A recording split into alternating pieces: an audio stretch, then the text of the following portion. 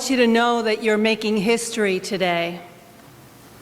You are one of now 684 Unitarian Universalist congregations who have made the commitment to use this time of Sunday worship to explore the legacy of white supremacy. Let that sink in.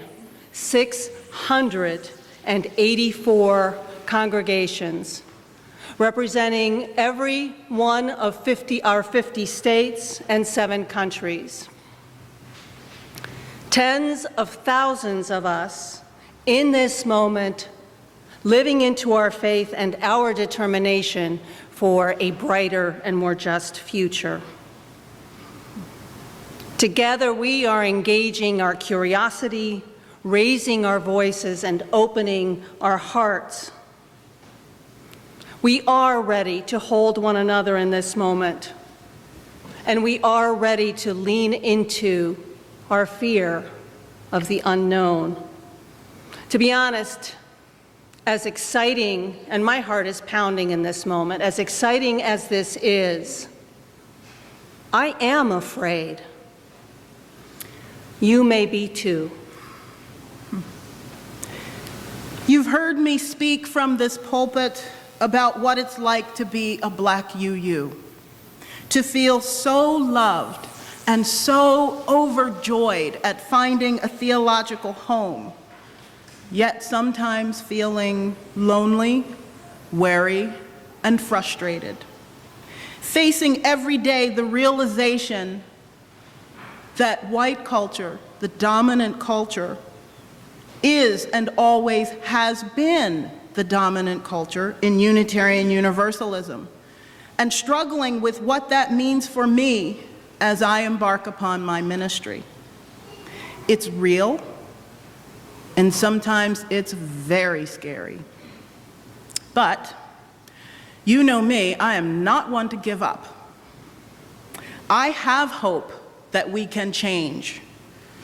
I have hope that we can find a new way of being together that truly welcomes, embraces, and includes all of us. Unitarian Universalism needs to change. It can't stay the same.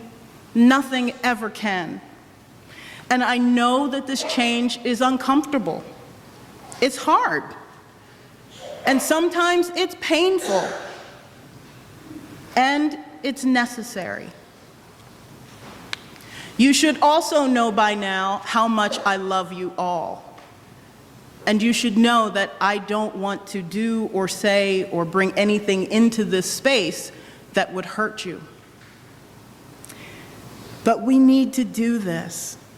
We need to do this today, even though it's uncomfortable and it's hard and it might hurt a little, it might hurt a lot. But we need to do this if we're ever going to change and realize that dream of beloved community.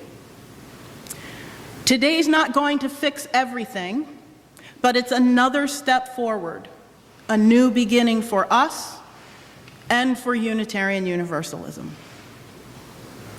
So here we are, representing 2 of the oldest congregations in the United States. Both of our congregations with a long history of fighting for justice and fighting for what is right, struggling to create and to bring about beloved community. Our congregations have seen a lot of change already, but we are most certainly not done. Change, fueled by faith and heart, bodies and minds, is happening among us still. For that, I am truly grateful and excited. And so, with gratitude and excitement, a little bit of fear, and a whole lot of hope and love, I invite us into worship and ask my sister Maria to honor us by lighting our chalice, the symbol of our chosen faith. And as we begin our work and worship together here today, may the light of this flame shine as a symbol of hope, peace, love, and community. Several years ago, when I was in seminary, the community underwent a period of very deep tension caused by racialized differences and, frankly, racialized assaults within the community. I was invited as the only Latinx student at the seminary to come and be one of the presenters at a worship service of healing. And I couldn't do it. I couldn't do it for a couple of reasons. The first of which is that it felt too soon to rush into healing without first acknowledging the pain and the assaults. And secondly, because no one had ever been interested in who I was or what I represented or where I came from. But when it came time to have me represent my community in worship, then I was asked. So I wrote this poem, which I would like to share with you this morning, and I shared it on that day. And the poem is called, I Want to Pray with You. I want to pray with you, but first, mijitos, can we talk? You see, I come with history. I come with movies inside my head. Did you know I once cleaned houses to pay for school? I come from courage and mountains, the muted song of humble grief. I travel with exquisite courtesy. Sometimes it's hard for others to understand. I am not sharks and jets, or cocaine kingpins, or hotel maids, or even enchiladas. I am the lament of the Taíno for Borinque en Tierra del Encanto. I want to pray with you. But do you know, mijitos, sometimes I am afraid my prayers are asked to take a different elevator than yours.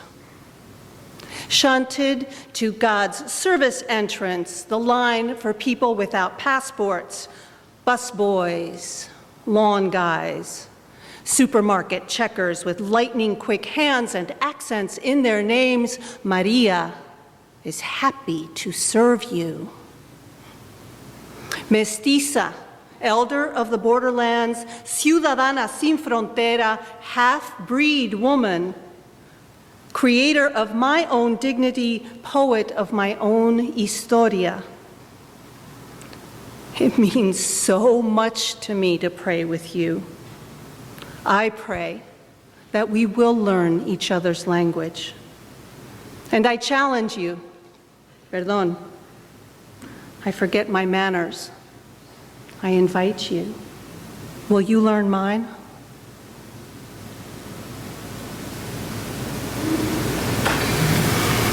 I often visit Frances Ellen Watkin Harper's grave to pray and to meditate. I went there yesterday, seeking her blessing for this service today. This poem is called very simply, There. Feels like we've been traveling forever, but we're still not there. Lord knows we've tried, each in our own way, to get there, wherever there is. Working groups, task forces, coalitions, allies, resolutions and programs, catchy acronyms and fancy names. We think and talk, then think and talk some more. Lord knows we've tried, each in our own way, to get there, wherever there is. They try so hard to include me, but I thought I was already included. Now I feel like an outsider. Lord knows we've tried, each in our own way, to get there, wherever there is. I know it's better than it was, but it still feels like I'm supposed to set aside a piece of who I am in order to belong. Well, I won't do it. My Unitarian and Universalist ancestors worked too hard for me to give up now. Frances Ellen Watkins Harper whispers softly in my ear, "Keep going, child."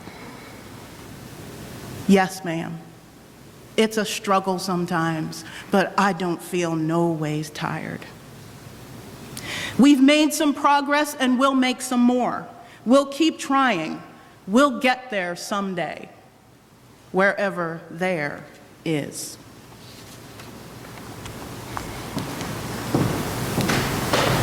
Teach-In organizers have suggested that congregations offer a space for people of color and indigenous people to be together during this teach-in.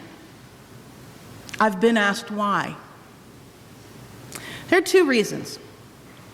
First, it gives people of color and indigenous people a safe, sacred space for us to share our feelings about where we are today.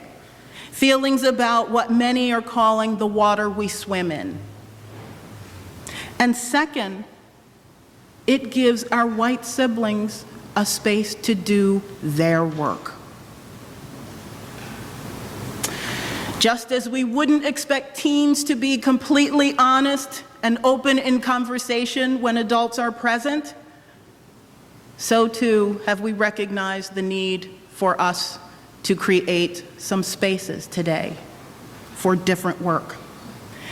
And so, recognizing and honoring that our journeys are different and that our individual and collective needs may differ, we invite any of you who identify as people of color or indigenous people to join us now in the Dascom room if you want to.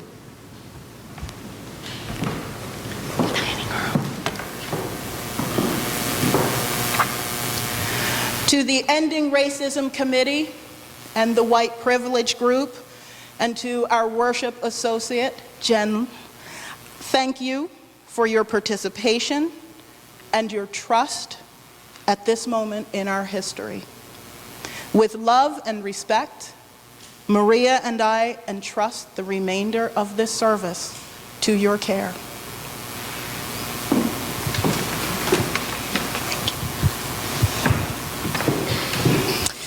Please rise as you are able in spirit or body and join in singing of color are hurting. And we have been given an opportunity this morning to listen as they share their pain with us. These are their words read by members of our church family. Sit with these words. Feel whatever emotions come up for you. These words are not meant to instill guilt or shame, but to inspire movement and empathy. This morning, we have an opportunity to take the steps toward healing, toward a true beloved community. As Walter Mosley wrote, we are not trapped or locked up in these bones forever. No, no, we are free to change, and love changes us. And if we can love one another, we can break open the sky. There is a piece of paper in your order of service, I believe it's yellow. You can use this to write down any thoughts, feelings, or questions you may have about what you experience here today. After our service, there will be 3 reflection circles, opportunities for you to share your experience. There will be one for people of color in the Dascom room, one for white people in Sullivan Chapel, and one that is open to everyone here in the sanctuary. You are free to choose which reflection circle, if any, to attend. If you choose not to attend a reflection circle, you may leave your written comment or question in the basket on the usher table as you leave the sanctuary. The basket will be placed on the corner of that table right there. Connie will gather them and share them with the appropriate person or group. Also, I should let you know if there are any children in the sanctuary this morning. We're following a different format. If you would like to, you may go join your class there wherever the regular programming is held. To begin our time together this morning, all who wish to do so are invited to come forward up the center aisle to acknowledge your joys or sorrows.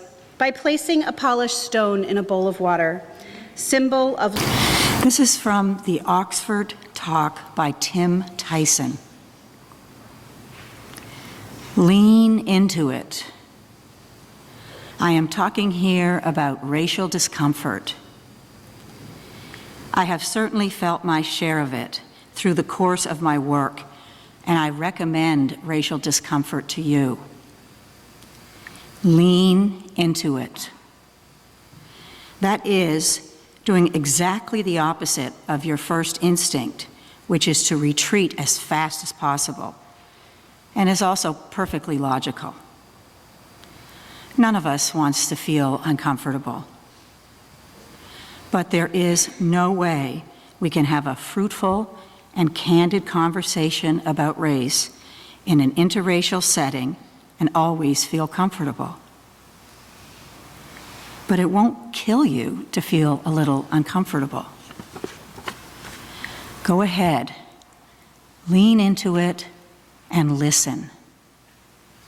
Listen to other people, of course, but listen to your discomfort. It will teach you a lot.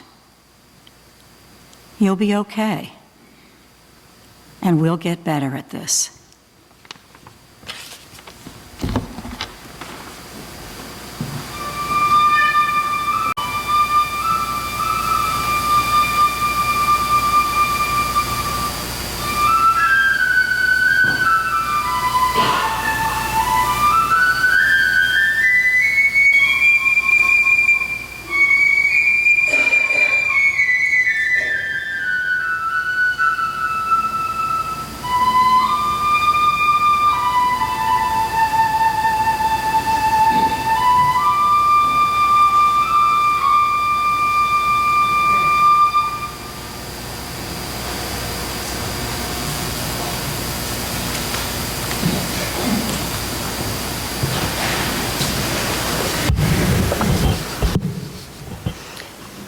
The Invisibility of Whiteness by John A. Powell.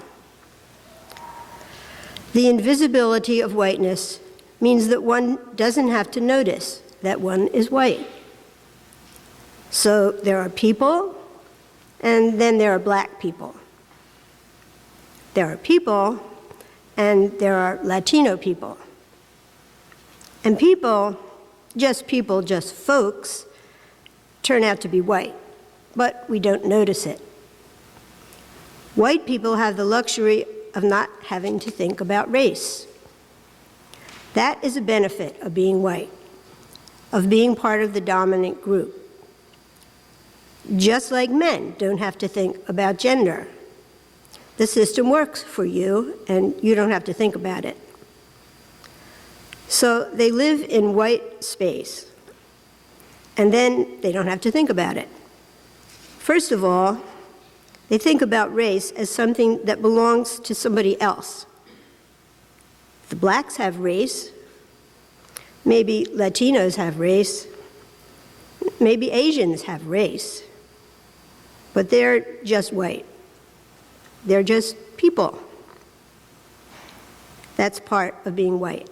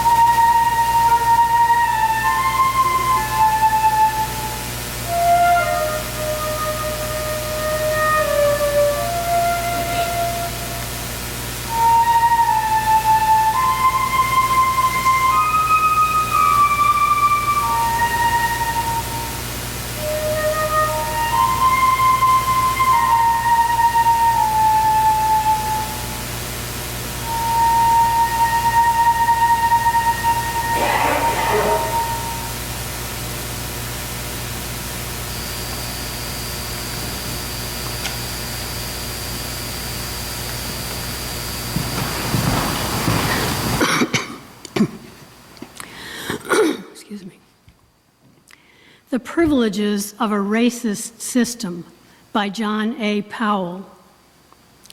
The thing that's really slick about whiteness, if you will, is that most of the benefits can be obtained without ever doing anything personally. There are a whole set of assumptions that flow from being white, just like there are a whole set of benefits that flow from being male. You know, being a man doesn't mean that you have antipathy toward women, but if society is patriarchal, which a lot of people say it is, it means that the way resources are distributed in society benefits men. In that sense, men are not innocent, even though they may not personally have antipathy toward women. In the same way, in that sense, whites are not innocent. They're given the spoils of a racist system, even if they're not personally racist.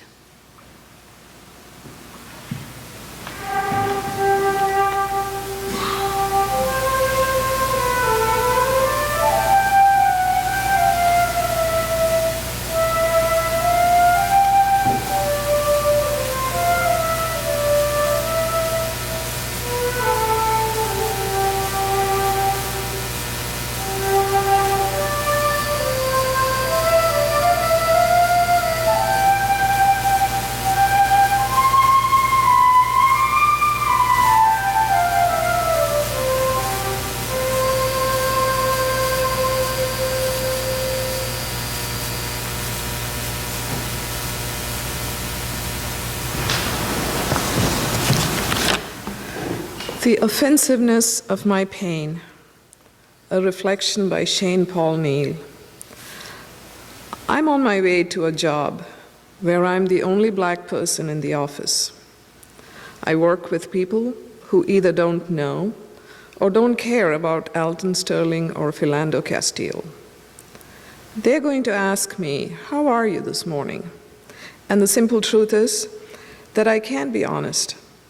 I can't say that I'm scared and angry and that I want to take a mental health day. I can't say that I and people like me subconsciously fear for our lives on a daily basis. I can't say how I am this morning because it'll make them uncomfortable and offended. The offensiveness of my pain is why we have to remind America over and over again that Black lives matter. Because if you lack empathy for our tears, it's likely that you lack respect for our lives.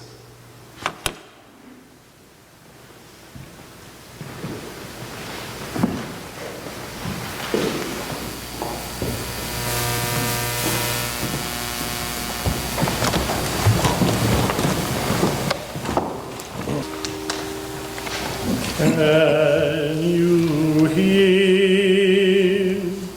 my cries? Can you see my eyes?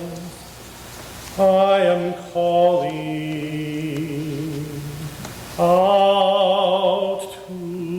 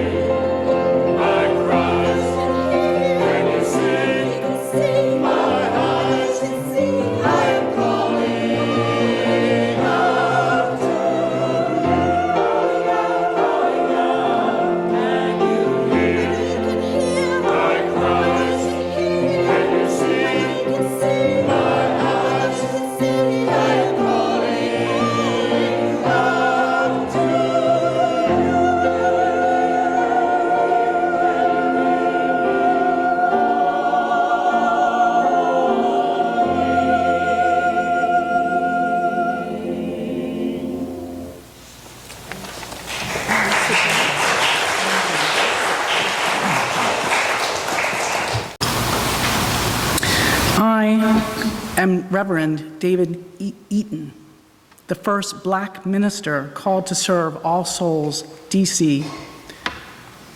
When I arrived, many people left the church, and some for legitimate reasons. A lot left because they could not stand what I'm talking about today. Something wonderful and beautiful happened in the midst of it all. A woman, 62 years old, came to my office. She was crying, and I went over and held her in my arms.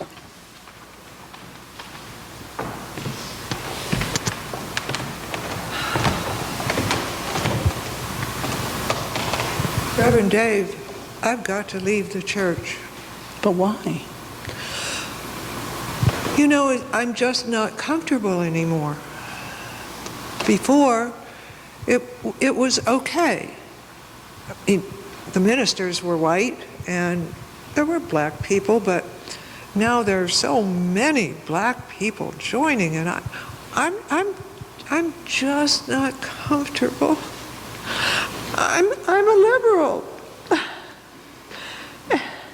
and I never thought I had racist ideas, but here I am. Well, you could change. Oh no. Oh no, I'm too old to change, and I want to be comfortable in my church. But I'll send you money now and then, just, you know, to help the church along.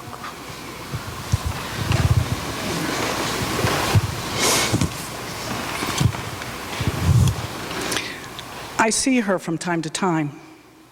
She is out in one of the suburban churches. I see her through the corner of my eye. And if she sees me before I see her, she vanishes quickly. And I let her. But if I see her first, she smiles and we hug each other. She asks me how things are and we quickly part. But I appreciate her honesty.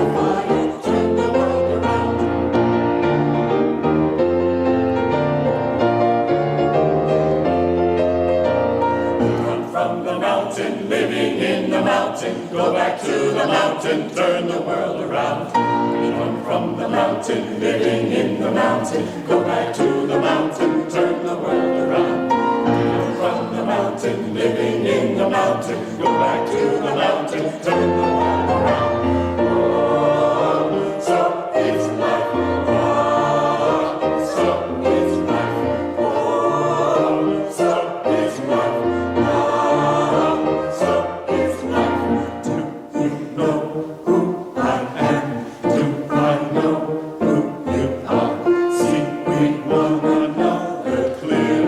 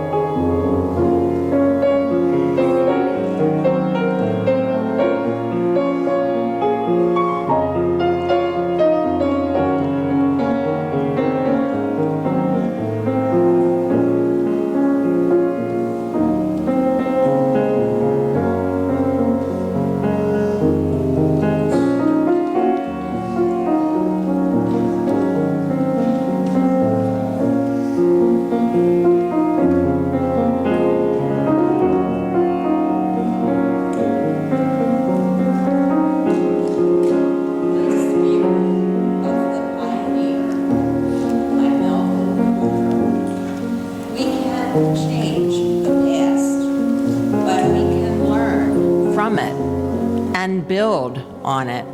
We can't control the future, but we can shape it and enhance the possibilities for our children and our grandchildren. We can't discern in the present the fullness of our actions and their impact, but we can be pioneers in our time, exploring fully the crevices and cracks where knowledge and new insights might be found.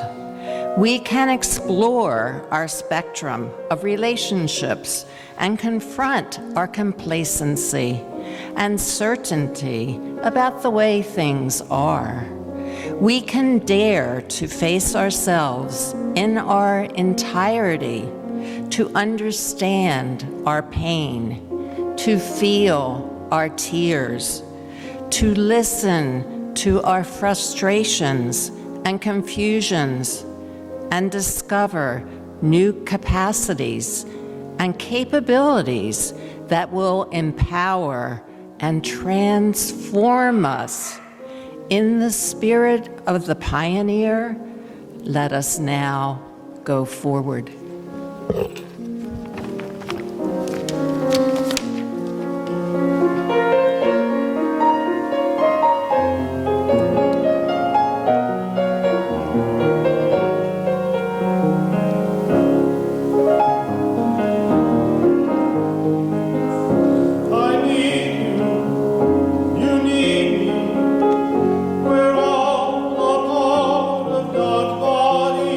Stand with me, oh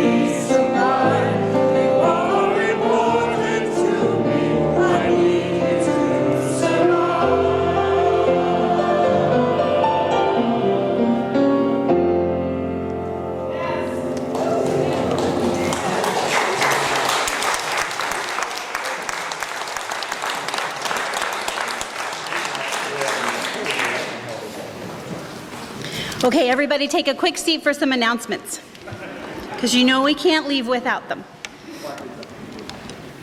My name's Bruce Pollock Johnson. I'm a member at Restoration, and thank you for inviting me to be here with you this morning. In February of 2013, you here at Germantown hosted a workshop by Paula Cole-Jones on leadership training for multicultural ministries, and you were kind enough to invite me to be part of it.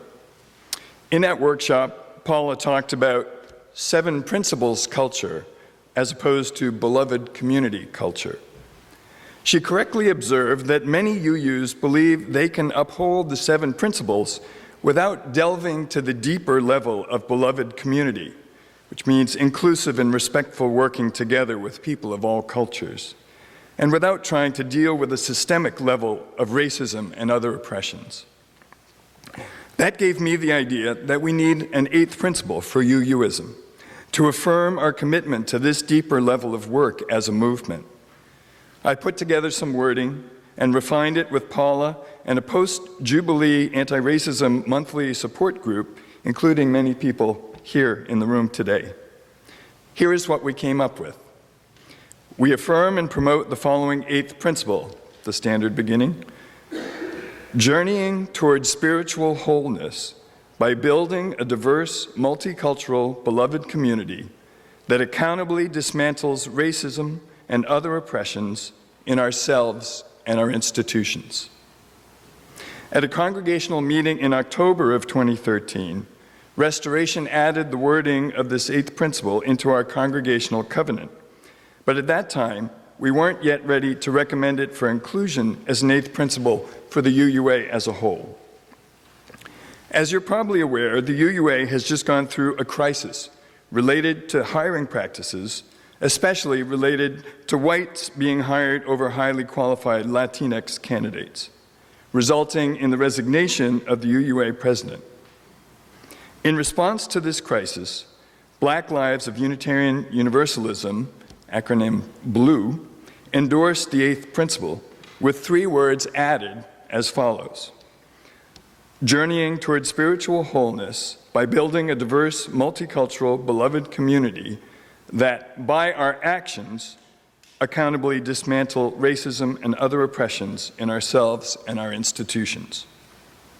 BLUE's main point is that the UUA voted in 1992 and 1997 at General Assembly, or GA, to commit to intentionally becoming a multicultural and anti-racist institution. Initially, excellent progress was made, with programs including the Journey Toward Wholeness, the Jubilee anti-racism training workshops, process evaluation at meetings, and a multicultural consulting service, among other things. In the early 2000s, funding and support for this work began to decline. The recent hiring crisis is not surprising in light of this decreasing support and lost focus. BLUE is holding all of us accountable to that commitment and expressing disappointment that the 8th principle has not already been supported and midwifed by UUA leadership. Allies for Racial Equity, or ARE, the UU White Ally Group, has supported BLUE and also endorses the 8th principle. Paula and I are working with these groups to get it discussed and adopted in individual congregations and in the UUA as a whole. The online resources for planning the White Supremacy Teach-In today and last week include the BLUE endorsement of the 8th principle. So this is being talked about by hundreds of congregations today. Restoration will be voting at a congregational meeting today in just about an hour or two to formally adopt a version of the 8th principle, possibly with our own wording for ourselves as an individual congregation. And we're also going to vote on whether we want to recommend it to the UUA, the version that BLUE has endorsed.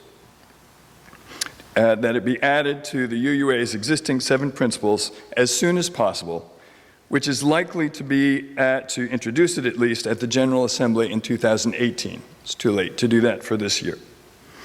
If Germantown would like to be part of that process, we can talk. However, the 8th principle is really just the beginning of action rather than the ultimate goal. It should lead to restoring funding and support for anti-racism trainings for any UUs who want it, and other programs of the late 90s, as well as starting an anti-racism version of the Welcoming Congregation program that was so effective for LGBTQ awareness and progress. Many people of color have been attracted by the values and potential and theology of UUism, but their souls have been repeatedly wounded by whiteness of our culture. Let's make our actions match our values. I want to be part of a UU movement that feeds them. That would be spiritual wholeness for me. How about you?